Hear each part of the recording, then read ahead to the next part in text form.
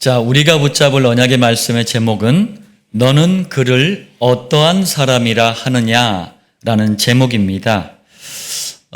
우리 백 집사님께서 중대한 시간표를 앞두고 계셔서 그런지 몰라도 대표 기도가 아주 은혜가 됩니다. 예전에 했던 것보다는 훨씬 더 깊은 묵상이 담겨 있는 것 같아요. 너무 감사합니다. 자, 우리 서론입니다. 예수님이 그리스도로 이 땅에 오시기 700년 전에 이사야 선지자는 이사야서 61장 1절을 통해서 예수님께서 어떤 사역, 어떤 일을 하실지를 예언을 했어요. 첫 번째로 이사야서 61장 1절에 가난한 자에게 아름다운 소식은 복음입니다. 전하게 하려 하심이라. 자, 그럼 여기서 가난한 자가 누굴까요? 이 예언의 주인공이신 예수님이 가난한 자가 누군지 직접 말씀하셨어요.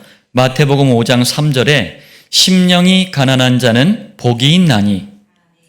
가난한 자는 살림살이가 어렵다, 찢어지게 가난하다, 뭐 그런 얘기가 아니고요. 심령이 가난한 사람을 말합니다. 다시 말하면 그리스도를 애타게, 복음을 갈급하게 찾는 성도를 말하는 거예요. 이런 성도에겐 5장 3절 천국이 그들의 것임이요, 그리스도께서 성령님으로 마음속에 함께 하시는 심령 천국의 복이 넘쳐난다는 거예요. 예수님이 지금 700년 전에 이런 사역을 하실 거다 지금 예언하고 있는 겁니다. 두 번째, 또 1절에 보니까 61장 1절에 보니까 나를 보내사 그리스도를 보내시겠다라는 거예요. 왜요? 마음이 상한 자를 고치며. 여러분, 이 시대의 가장 심각한 문제가 뭐라고 생각하시죠? 가장 심각한 문제는 상처받은 마음의 문제예요. 마음의 상처는 병원에 가도, 약을 먹어도, 상담을 받아도, 힌두교 포교 방법인 명상을 해도 치유가 안 돼요. 그런데 그리스도께서 상처받은 마음을 치유하러 오시겠다라는 약속을 하고 계시는 거예요. 세 번째, 이사야서 61장 1절에 또 말씀합니다. 포로된 자에게 자유를. 이런 말씀들, 이사야서 61장 이런 말씀들을요, 사회주의, 공산주의 운동하는 사람들이 이상하게 해석을 해버렸어요. 이건 그런 얘기들이 아닙니다. 성경은 인간이 만든 사상을 옹호하고 그걸 막 지지하고 그런 게 아니에요. 그리스도께서 오시면 복음을 거부한 원죄, 마귀의 자녀, 지옥 가야 할 운명에 포로가 되어 있는 사람들이 구원의 복음을 듣고 참된 자유를 얻는다는 언약이에요. 그리고 이 언약의 말씀을 성취하신 그리스도께서 이렇게 선포하셨어요. 요한복음 8장 32절 진리를 알지니. 뭐가 진리입니까? 누구도 해결할 수 없는 원죄 사단 지옥 운명을 해결하는 참된 진리는 그리스도밖에 없어요. 진리가 너희를 자유롭게 하리라. 이 진리만이 우리를 자유롭게 해준대요. 창세기 3장의 포로가 된 사람들이 그리스도를 믿을 때만이 참된 자유를 얻는 거예요. 네 번째, 이사야서 61장 1절에 갇힌 자에게 노임을 선포하며. 이 말씀에는 두 가지 큰 의미가 있습니다. 첫째, 로마서 8장 2절이에요. 마귀는 사람들을 죄와 사망의 법 안에 가두어 두고 있어요. 사람들이 이 죄와 사망의 법 안에 갇혀 있는 거예요. 그런데 그리스도를 믿는 순간 여기에서 해방이 되는 겁니다. 무슨 말이냐면 새 차를 사면 막걸리를 막 뿌리고 운전대에 염주를 주렁주렁 매달아야지만 그나마 조금 안심이 돼요. 이사 날짜도 손 없는 날 따져가면서 이사를 해야 덜 불안해. 사주팔자 운명에 잡혀서 염려하고 늘 이러고 살아야 돼요. 이게 전부 죄와 사망의 법인데 그리스도를 믿는 순간 완전히 해방됐다는 거예요. 자, 두 번째 의미는요, 이방인이었다가 바울을 통해서 전도자가 된 분이 있어요. 의사 출신의 제자 누가라는 분이에요. 이분이 이렇게 해석을 했습니다. 누가복음 4장 18절, 눈먼 자에게 다시 보게 함을 전파하며 갇힌 자에게 노임을 선포하고 눈먼 자에게 복음을 전파한다. 이게 뭔 말일까요? 이게 이렇게 해석을 한 거예요. 이걸 영적으로 맹인, 시각장애인이죠. 맹인이었던 사람이 그리스도를 믿음으로 영적인 눈을 뜨게 된다는 말이에요. 자, 예수님께서는 이사야 선지자의 예언대로 700년 후에 이 땅에 오셔서 그리스도의 일을 통해 이 모든 예언의 말씀을 성취하셔요. 지금 이 사실을 믿는 구원받은 모든 성도에게도 이 말씀이 이미 성취되어 있는 거예요. 이걸 우리는 누리고 증거하는 일만 남은 겁니다. 자, 두 번째 서론인데요. 요한복음 9장 이 사건은 태어날 때부터 보지 못했던 맹인이 눈을 뜨게 되는 엄청난 사건이에요. 요한복음에는 예수님이 행하신 7가지 큰 표적이 있어요. 7대 표적이 있는데 이게 6번째 표적이에요. 예수님이 표적을 행하신 것을 기록한 목적이 있는데 이 목적이 뭐냐면 이 표적을 행하신 예수님은 구약 성경 전체에 예언된 그리스도이시다. 그리고 그리스도를 믿어야 구원을 받는다. 이걸 증거하기 위해서 표적을 기록한 거예요. 다른 이유는 없어요. 뭐 하나님이 뭔들 못하겠습니까? 장기 자랑하는 게 아니에요. 자, 본론 첫 번째입니다. 여러분, 맹인의 문제, 뭐 예나 지금이나 너무 심각한 문제잖아요. 이거는 율법주의가 아니라 복음만이 해결할 수 있습니다. 자, 무슨 말씀인가 보겠습니다. 첫 번째, 맹인의 문제는 율법주의로 해결할 수가 없어요. 요한복음 9장 1절에 날 때부터 맹인된 사람, 예수님이 만난 이 맹인은 태어날 때부터 지금까지 단 한 번도 본 적이 없는 시각장애인이었어요. 이 맹인을 보고 제자들이 예수님께 질문을 해요. 요한복음 9장 2절, 이 사람이 맹인으로 난 것이 누구의 죄로 인함이니까? 어떤 사람의 죄 때문에 이게 원인이 돼서 이 맹인이 된 겁니까? 이렇게 물었어요. 이 질문은 여러분, 우리 전도자들이 현장에 나가서 현장을 진단하기 위해서 하는 질문들이 있잖아요. 이 사람의 문제 원인이 뭐냐? 이런 게 아니에요. 현장을 진단하는 그런 질문이 아니에요. 그냥 율법주의에 잡혀가지고 한 질문이에요. 저거 도대체 뭔 죄를 지었길래? 에? 어떤 잘못을 했길래 저주를 받았냐? 그러니까 율법주의에 잡혀서 그냥 한 질문이에요. 율법주의는 개인이 가진 상처를 치유하는 게 아니라 오히려 약을 더 올리는 거예요. 아니, 누가 맹인이 되고 싶어서 됐나? 그리고 어떤 사람이 맹인으로 태어나길 바라겠습니까? 한마디로 이 질문은 복음을 놓친 현장을 향한 애통함이 아니에요. 율법주의에 잡혀서 정죄, 죄인이라고 판결하는 거예요. 그리고 비난하는 마음으로 질문한 거예요. 근데 요한복음 9장은요, 요한복음이 21장까지가 있거든요. 거기 보면 첫 부분인데 이 9장의 시점이 언제냐? 제자들이 예수님을 따라다닌 지 3년쯤 되는 시점이에요. 곧 공생의 후반부쯤 되는 시점이에요. 아니, 예수님을 3년 동안 쫓아다니는데 아직까지도 복음이 뿌리를 안 내린 거예요. 율법주의가 그대로 남아있는 거예요. 여러분, 저와 몇 년 다녔습니까? 함께. 이거 우리가 심각하게 한번 생각을 해봐야 돼요.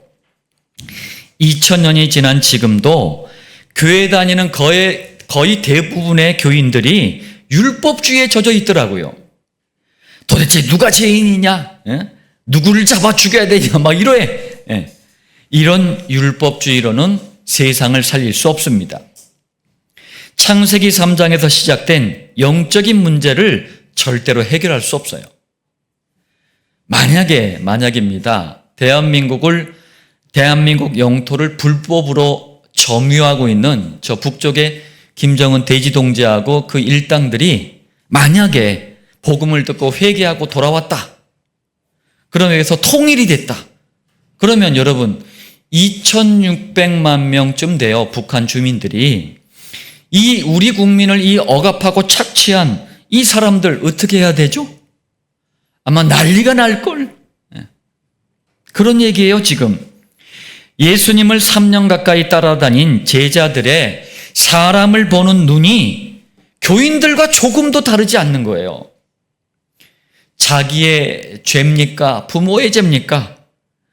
이럽니다, 지금. 예수님이 정말 답답하셨을 것 같아요.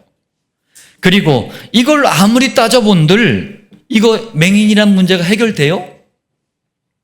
율법주의 가지고는 다시 한번 얘기합니다. 절대로 세상을 변화시킬 수도 없고 영적인 문제와 저주를 해결할 수 없습니다. 자, 두 번째예요. 맹인의 문제는 복음만이 해결할 수 있습니다. 맹인이란 이 문제를요, 여러분 가만히 생각해 보세요. 이 문제는 치유할 수 없는 고질적인 문제예요. 또 평생 어려움을 당해야 되는 영원한 문제예요. 그리고 가난에 시달리게 하는 경제적인 문제예요. 제가 장애인 단체에서도 활동을 했었고 많은 장애인들을 제가 만나봤어요. 이 경제적으로는 장애인들 중에 제일 어려운 분들이 시각장애자들이에요. 눈이 보이지 않으니까 경제활동을 할 수가 없는 거예요. 그래서 이 시각장애인 분들은 주로 침을 놓거나 안마 이런 일을 해요. 그나마 이것도 누가 옆에서 도와주지 않으면 할 수도 없어요. 이러니 경제적으로 너무 어려운 거예요. 그리고 맹인하고 누가 뭘 하려고 하겠습니까, 여러분? 맹인하고 뭐 사업을 해요, 뭘 해요? 그러니까 사회적인 인간관계까지도 굉장히 어렵게 하는 문제예요. 이 맹인을 만난 제자들이 율법주의에 잡혀가지고 누구의 죄냐고 물을 때 예수님께서 이렇게 말씀합니다. 요한복음 9장 3절, 이 사람이나 그 부모의 죄로 인한 것이 아니라. 이 말씀은 제자들이 가지고 있는 율법주의를 진단해 주신 거예요. 자꾸 그렇게 사람을 보면 뭐가 되겠냐, 제대로 좀 봐라. 그리고 9장 3절, 그에게서 하나님이 하시는 일을 나타내고자 하심이라. 예. 엉뚱하게 진단하는 게 아니라 현장을 좀 제대로 보라는 거예요. 하나님이 하실 일이 있다. 하나님의 최고의 계획이 있다. 이게 복음의 눈이에요. 이게 복음의 관심입니다. 다시 말하면 복음의 눈, 복음의 관심은 하나님의 계획은 무엇일까? 하나님의 뜻은 도대체 뭘까? 이걸 찾는 거예요. 이런 질문이 작은 것 같지만 큰 결과를 가져온다니까요. 자, 그렇다면 예수님이 말씀하신 하나님이 하시는 일 뭘까요? 예수님이 직접 설명해 주셨어요. 요한복음 6장 40절, 아들을 보고, 아들, 여호와께서 인간 구원을 위해 사람의 아들로 오신 그리스도를 말합니다. 믿는 자마다 영생을 얻는 이것이니, 무슨 말씀이에요? 그리스도를 통한 구원 사역이 하나님이 하시는 일이에요. 예수님은 이 구원 사역을 하시기 위해, 이 맹인에게 하시기 위해 어떻게 하셨어요? 복음이 뭔지, 그리스도가 누구신지 이것부터 맹인에게 설명을 해주셔요. 어떻게? 요한복음 9장 5절, 내가, 그리고 마지막에 뭐라고 하셔요? 세상의 빛이로라. 다시 말하면 어두움에 잡힌 세상, 빛이 필요한 세상, 곧 원죄사단 지옥 운명에 잡힌 이 세상 속에 맹인처럼 문제투성 있는 사람들이 너무나 많아요. 이 창세기 3장의 문제에 잡혀있는 사람들을 살려내기 위해서 그 창세기 3장을 깨트리는 빛으로 오신 그리스도가 바로 나다. 이게 복음이에요. 그러면서 그 누구도 그 어떤 방법으로도 그 어떤 노력으로도 운명에 잡혀 사는, 맹인이란 운명에 잡혀 사는 이 문제를 해결할 수 없는데 복음을 들은 맹인을 예수님이 직접 치유하십니다. 요한복음 9장 7절, 가서 씻고 밝은 눈으로 왔더라. 우리도 예수님이 그리스도라는 복음을 듣고 영접할 때 이 축복을 똑같이 누린 거예요. 우리의 어두운 영안이 열렸잖아요. 영적인 사실을 전혀 보지 못했던 우리의 영안이 열렸잖아요. 그리고 그리스도를 발견하고 고백하고 체험하는 그런 인생이 됐잖아요. 똑같은 얘기예요. 자, 본론 두 번째입니다. 그리스도이신 예수님은 맹인을, 여러분도 같이 한번 생각해 보세요. 왜 실로암 연못으로 보내셨을까요? 자, 한번 질문에 여러분들 마음속으로 답해 보시길 바랍니다. 첫 번째, 요한복음 9장 6절 이 말씀을 하시고, 어떤 말씀이냐면 앞에서 이제 맹인에게 복음, 그리스도가 세상의 빛이라고 말씀하신 걸 얘기하는 거예요. 자, 그럼 곧바로 복음의 빛 앞에서 눈을 떠라! 이래야 되잖아요. 그런데 말도 안 되는 희한한 방법을 사용하셔요. 9장 6절 땅에 침을 뱉어 진흙을 이겨 그의 눈에 바르시고, 왜 이렇게 하셨을까요? 예? 전지전능하신 여호와가, 지구와 온 우주 만물을 창조하신 여호와가 왜 이렇게 했을까요? 신학자들, 목사님들도 이런저런 많은 얘기를 하더라고요. 제가 생각했을 때는 아마도 누가 보더라도 맹인이라는 티를 더 내게 하신 것 같아요. 무슨 말이냐? 맹인이란 문제는 본인 스스로 생각해도, 또 다른 사람들이 생각할 때도 운명과 같은 거예요. 운명이 뭐예요? 영원한 저주가 임한 상태를 운명이라 그래요.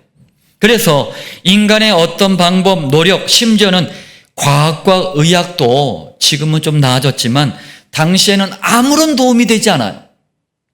이런 맹인에게 진흙을 눈에 바르고 모든 사람이 볼 수 있도록 이동하게 해서 치유하신다면 예수님이 그리스도라는 복음의 증거가 더 확실하게 드러나지 않겠습니까? 그래서 누구도 해결할 수 없는 맹인의 문제를 복음만이 해결한다는 증거를 보고 다른 사람들도 믿게 하려는 수단으로 사용하신 거예요. 예수님의 모든 표적, 이적, 기적은 전도를 위한 수단, 도구일 뿐입니다. 어쨌든 요한복음 9장 7절 실로암 못에 가서 씻으라는 예수님의 말씀을 그대로 순종해요. 말씀대로. 눈에 진흙을 묻힌 채로 실로암 못에 가서 씻었어요. 그랬더니 눈을 뜨게 됩니다. 여러분, 말씀을 따라가는 게 이만큼 중요한 거예요. 두 번째입니다. 그렇다면 그리스도이신 예수님은 왜 맹인을 실로암 연못으로 보내셨을까요? 여기에는 두 가지 의미가 있어요. 첫 번째, 요한복음 9장 7절 실로암은 번역하면 보냄을 받았다는 뜻이라. 자, 성경은 실로암을 이 단어를 보냄을 받았다 이렇게 번역을 했어요. 무슨 말이죠? 실로암이 상징하는 거는요, 바로 그리스도입니다. 제가 예전에는 실로암이란 찬양이 있잖아요. 뭐 어두운 밤에 하면서 오 주여 당신께 감사하리라 실로암 내게 주심을 막 이렇게 찬양하잖아요. 그 처음에는 이해가 잘 안 됐어요. 실로암이 뭔지를 모르니까, 아니 실로암 줬다고 왜 감사해야 되지? 실로암이 그리스도예요. 그리스도를 주셔서 감사합니다 이런 뜻이에요. 자, 다시 말하면 여호와이신 예수님도 실로암의 뜻이 보냄을 받았다라는 뜻이잖아요. 그리스도의 일을 위해 보내심을 받은 분이에요. 요한복음 7장 29절 그가 나를 보내셨습니다. 8장 29절 나를 보내신 이가 다 뭐예요? 나는 하나님께로부터 그리스도의 일을 위해 보내심을 받은 자다, 이런 말씀이에요. 바울이 이걸 기가 막히게 해석을 해놨어요. 로마서 8장 3절, 죄로 말미암아 뭐예요? 창세기 3장 때문에 이 문제 해결하려고 어떻게 하셨대요? 자기 아들을 죄 있는 육신의 모양으로 사람의 아들로 여자의 후손으로 어떻게 하셨대요? 보내요. 그리스도는 하나님의 보내심을 받은 분입니다. 자, 정리하면 맹인을 실로암에 보내신 이유는 바로 참된 해답이신 그리스도께로 보낸 것을 상징하는 거예요. 너희들의 그 고질적인 문제, 영원한 문제, 경제적인 문제, 모든 문제, 인생의 모든 문제, 그리스도께만, 복음 안에만 인생의 참된 해답, 모든 해답이 들어있다. 이걸 얘기하는 거예요. 여러분은 예수님을 영접하는 순간 그리스도께로 보내심을 받은 분들이에요. 두 번째 의미가 또 큽니다. 실로암은 성령님의 은혜를 상징합니다. 전에 우리 요한복음 7장에도 제가 한번 말씀드렸죠. 자, 초막절에는 대제사장이 성령님의 은혜를 상징하는 실로암 연못에 갔다고 제가 얘기를 했어요, 그때. 자, 거기 가서 물을 길러가지고 금잔에 담아가지고 그리스도의 속죄, 죄 용서를 상징하는 번제단에 이렇게 뿌렸습니다. 이렇게 하는 이유가 뭐라 그랬죠?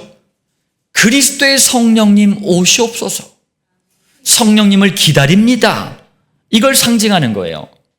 자, 정리하자면 맹인을 실로암에 보내신 것은 그리스도라는 참된 해답 앞에 서는 것만이 인간의 노력, 방법, 수단으로 해결할 수 없는 인생의 모든 문제를 해결하는 거다. 그리고 오직 성령님의 은혜가 있어야지만 그리스도 앞에 설 수 있다. 그걸 보여주는 거예요. 구원은 그리스도의 복음과 성령님의 은혜로만 가능합니다. 자, 본론 세 번째입니다. 오늘 제목이죠. 너는 그를 어떠한 사람이라 하느냐? 자, 우리도 이 질문에 대한 해답이 있어야 돼요. 여러분, 정확한 해답이 있어야 됩니다. 그래야지만 신앙과 인생이 흔들리지 않아요. 문제 오고 위기 오고 어려움 오고 올 수 있어요. 흔들리지 않으면 아무 문제가 안 돼요. 굉장한 이게 비밀이자 축복이거든요. 자, 이게 무슨 말인지 보겠습니다. 첫 번째, 맹인이었던 사람이 그리스도를 딱 체험하니까 육신의 눈도 열렸어요. 그리고 영적인 눈도 열렸어요. 자, 무슨 말인가 다시 보겠습니다. 사람들이 맹인을 향해서 질문을 해요. 그러니까 처음에는 그리스도에 대해 이렇게 말합니다. 요한복음 9장 11절, 예수라 하는 그 사람이 진흙을 이겨 내 눈에 바르고 나더러 실로암에 가서 씻으라 하기에 가서 씻었더니 보게 되었노라. 그러니까 사실 그대로 쭉 나열을 한 거예요. 이게 증인이에요. 증인은 보고 듣고 체험한 거잖아요. 그걸 그대로 말하는 사람이 증인이에요. 우리도 그리스도의 증인이에요. 자, 이번엔 바리새인들이 질문하니까 이렇게 고백을 합니다. 아까는 여러 충격적인 사건을 본 사람들이 질문했고 이번엔 바리새인들이 질문을 해요. 요한복음 9장 17절, 맹인되었던 자에게 다시 묻되 바리새인들이 그리스도가 누구냐? 어떤 분이냐? 이게 진짜 궁금해서 질문한 게 아니에요. 그냥 꼬투리 잡고 시비 걸고 그러려고 질문한 거예요. 율법주의는 정말 끈질겨요. 자, 9장 17절, 그 사람이 네 눈을 뜨게 하였으니 너는 그를 어떠한 사람이라 하느냐? 자, 이 질문에 맹인이었던 사람이 너무 간단하게 확실하게 얘기합니다. 선지자니이다. 놀라운 신앙 고백을 해요. 하나님이 보내신 선지자이십니다. 하나님의 사람이십니다. 그리스도를 진짜로 체험하니까 참 선지자로 고백을 하고 있어요. 그러니까 바리새인들이 또 질문해요. 이때 맹인이었던 사람의 고백이 점점 구체화가 돼요. 질문에 더 정확하게 대답합니다.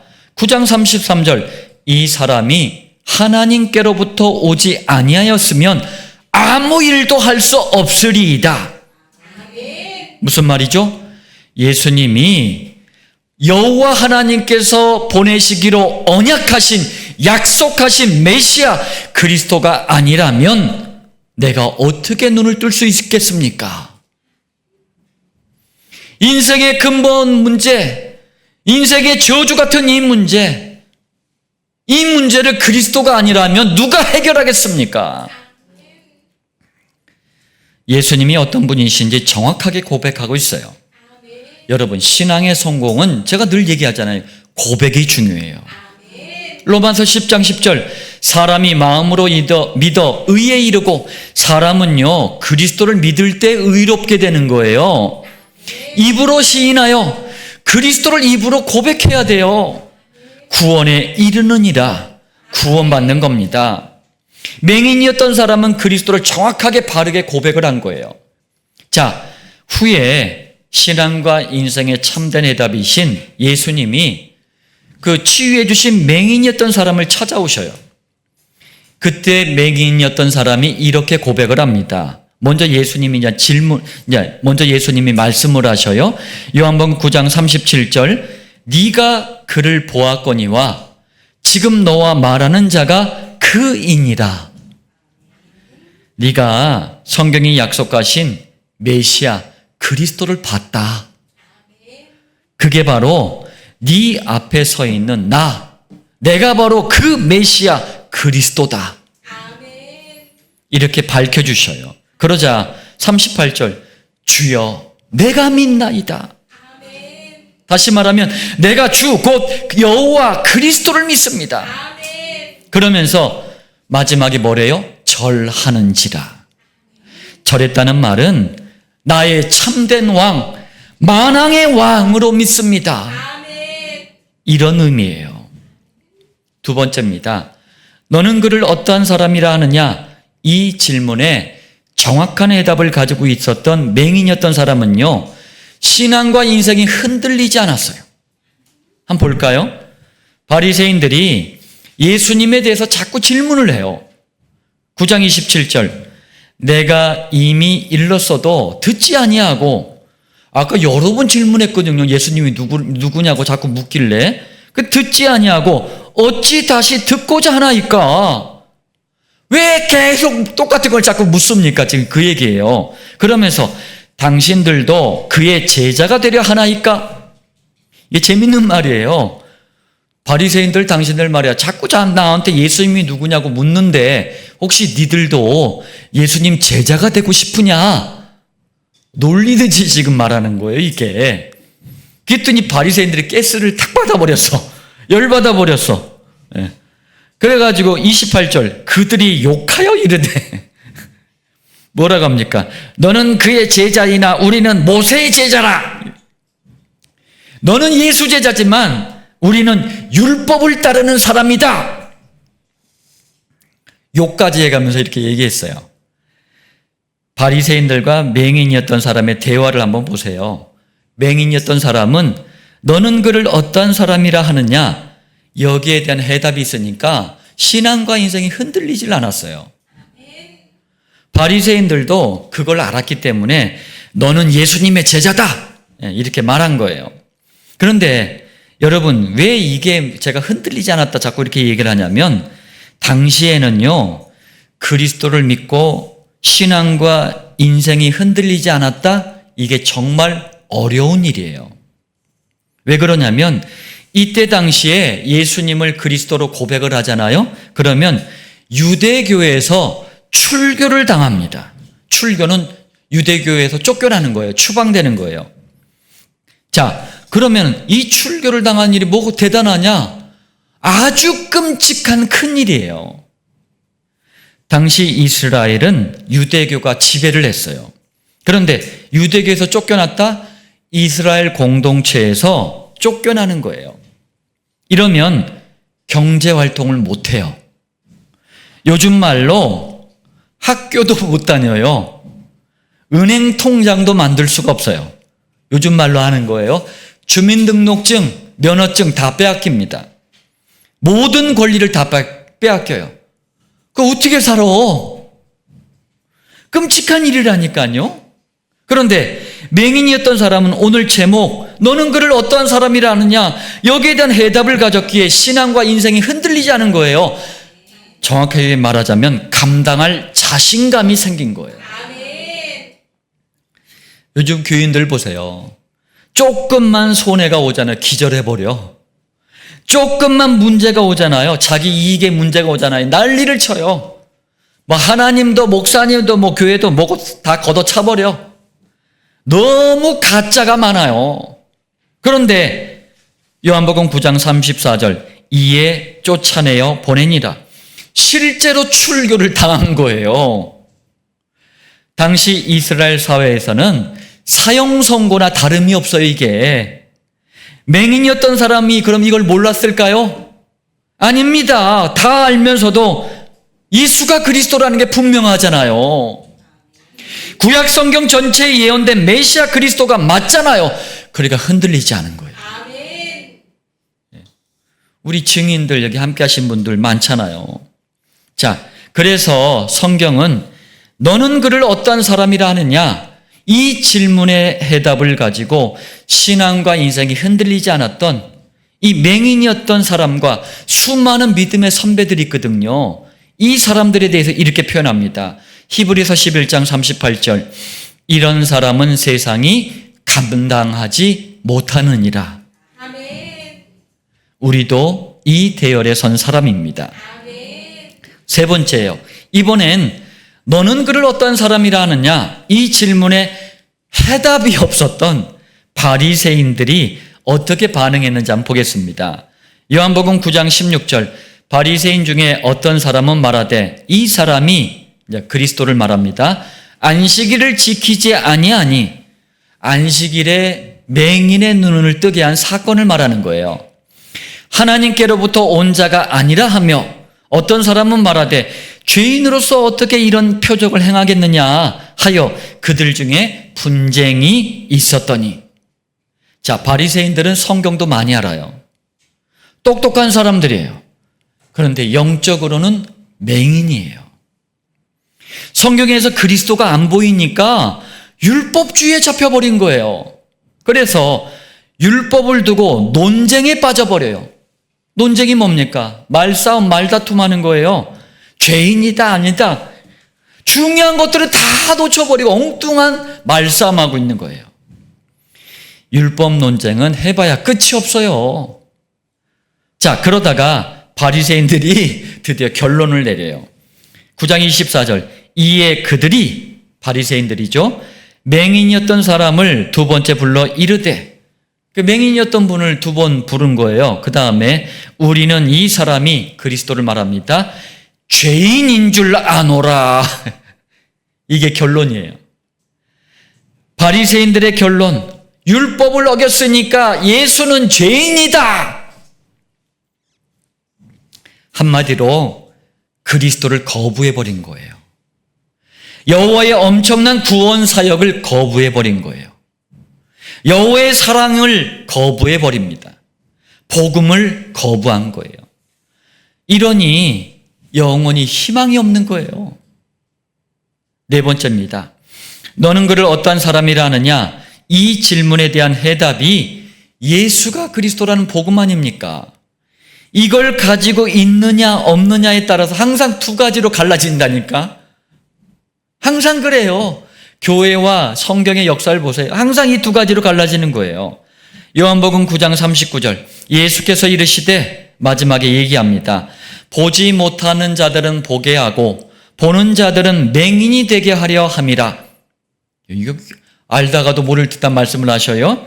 보지 못하는 자들은 보게 하고 이 말씀은 복음 그리스도를 믿고 신앙과 인생이 흔들리지 않는 성도를 말하는 거예요. 성도는 그리스도를 통해 전에 보지 못했던 영적인 세계, 육신 세계, 곧 모든 것을 바르게 보는 사람들이에요.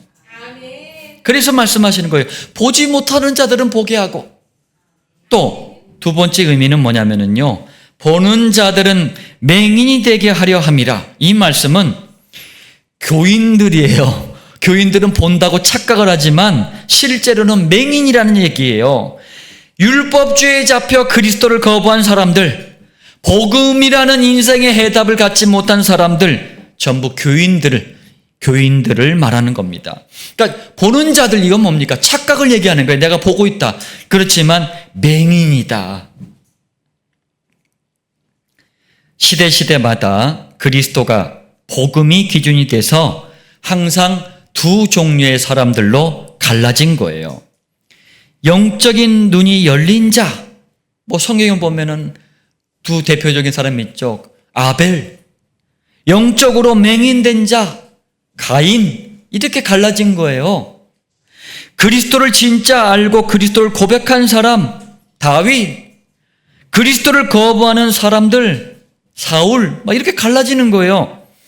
여호와 하나님이 보내신 자, 그리스도를 믿는 자, 여호와 하나님이 보내신 자가 그리스도 아닙니까? 이 그리스도를 믿는 자, 그리고 그리스도를 끝까지 거부하는 자, 이렇게 갈라지는 거예요. 그리스도를 정말 믿고 영접해서 구원받은 자, 또 구원받지 못하고 멸망받을 자, 이렇게 갈라지는 거예요. 그렇다면 여러분, 우리는 그리스도를 정말 똑바로 알고 정확한 복음만 말해야 돼요. 왜요? 마지막 날 저와 여러분이 누구에게나 복음을 전하잖아요. 그런데 마지막 날에는 우리한테 받은 그 복음이 그 사람에게는 이 천국과 지옥이 결정되는 기준이 되는 거예요. 너무 중요한 거예요. 그래서 마가복음 16장 15절 20절에 예수님도 말씀하잖아요. 너희가 만민에게 가서 복음을 전파해라. 믿고 세례를 받은 사람들이 나올 것이고 믿지 않고 거부하는 사람들이 나올 것인데 이게 어떤 걸음이라고요? 천국과 지옥을 결정하는 거예요. 자, 결론 맺겠습니다. 모든 성도는 너는 그를 어떤 사람이라 하느냐? 이 질문에 정확한 해답, 그게 예수가 그리스도라는 복음 아닙니까? 이 복음 앞에서 신앙과 인생이 흔들리지 않는 축복을 누리길 바랍니다. 자, 이를 위해서 첫 번째입니다. 예수가 그리스도라는 복음만 선포하는 강단 말씀을 한 주간의 모든 인도, 모든 응답, 모든 해답으로 알고 붙잡길 바랍니다. 한 주간의 모든 것들을 강단에서 못 찾아내면 그건 가짜예요. 그건 지금 종교 생활로 가고 있는 거예요. 신앙생활이 아닙니다. 성경적인 신앙생활은 그런 게 아니에요. 강단 말씀 안에서 찾아야 돼요. 두 번째입니다. 6일 동안 삶의 현장에서 1310 우리 성도들 131 그루터기들 강단 말씀 붙잡고 정시 강단 기도를 통해서 복음을 각인 뿌리 체질로 만드시길 바랍니다. 세 번째입니다. 21세기 안디옥 교회와 7천 목장의 모든 성도는 새로운 전도 문화를 만들어야 합니다. 자, 어떤 거냐면 내 주변에 10분 이내에 매일 보는 사람 중에 내 주변에 30분 이내에 일주일에 두세 번 보는 사람들 중에서 내 주변에 1시간 이내에 한 달에 한두 번 보는 사람들 중에서 여러분 기도할 때마다 감동이 오는 사람들이 있어요. 강단 노트에 이름을 기록하고 매일 출석을 부르세요. 이걸 몇 년간 차분하게 계속 기도해 보세요. 이게 기도로 하는 전도 목장입니다. 하나님이 시간표가 되면 모든 만남을 정확하게 연결해 줘요. 우리 두 전도사님, 우리 또 집사님들 다 이렇게 만난 거예요. 보니까 그렇더라고. 그리고 이게 되어질 때 실제로 목장이 열어지는 거예요. 오늘 아침에 이제 차를 타려고 딱 주차장 있는 곳에 딱 나와 있는데 웬 젊은 여자가 다이어트를 안 한 지 배가 이렇게 나왔더라고요. 임신한 것 같지 않은데 나오자마자 담배를 이렇게 딱 피고 있더라고요. 좀 있다가 아주 어린 아들 한 5, 6살 정도 되는 아들이 딱 나와가지고 엄마한테 껴안기려고 딱 가다가 엄마가 담배 피고 있으니까 한두 번 해본 솜씨가 아닌 것 같아요. 옆으로 딱 피하더라고요. 옆에서 담배 필 때까지 놀고 있더라고요. 근데 이 빌라마다 연결하는 그 경계선에 아주 낮은 제 다리 정도 차는 게 담장들이 있거든요. 그 담장에 그 아들이 거기에 올라가 있는 거예요. 그러니까 담배를 피던 이 엄마가 아들이 담장 그 조그만 높지도 않아요. 낮은 담장에 딱 올라가 있으니까 담배 피면서 와가지고 야! 거기 올라가면 위험해! 내려와! 이러는 거예요. 그 아들이 말을 안 들어. 근데 또 뭐라고 막 그래. 제가 볼 때는요, 담배를 피고 있는 엄마가 더 위험해 보이는데, 우리가 자녀들 앞에서나 하나님 앞에서나 말씀을 좀 제대로 붙잡아야 되겠습니다. 말씀을 따라가는 진정한 축복의 은혜가 한 주간 여러분들 삶 속에 넘쳐나시길 바랍니다.